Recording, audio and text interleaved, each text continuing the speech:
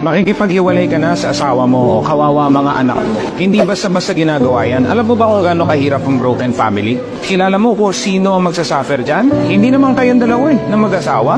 Pero alam mong pinakakawawa dyan mga anak mo. Kawawa yan. Alam mo consequences? Baka kasi binabaliwala mo eh. Ayaw mo nang kausapin, suko ka na agad eh. Unang-una, manulupot yung mga anak niya. Wala na siyang tatay. Wala na siyang nanay. Masisira na yung mga memories na magkakasama kayo. Ayan ang number one consequence niya eh. Diba? Pati sa school mahihirapan yan. Alam mo kung bakit? Kasi makikita niya yung ibang pamilya kompleto. PTA meeting, dalawa yung umaattend sa iba. Graduation, dalawa yung umaattend. O dahil hindi kayo nagkaintindihan, isa na lang ngayon ang aattend.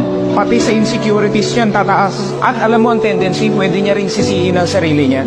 Mahirap maging broken family. At ang pinaka nagsasuffer dito, children. So before you make that decision na maghihiwalay kayo, you have to ask, sulit ba talaga to? Na-exhaust na ba namin ang options namin?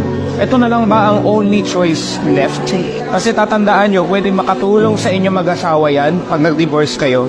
Pero ang talagang pinakatalo dito, yung mga anak ninyo. Maawa naman kayo. Only make the decision when it is only the last option.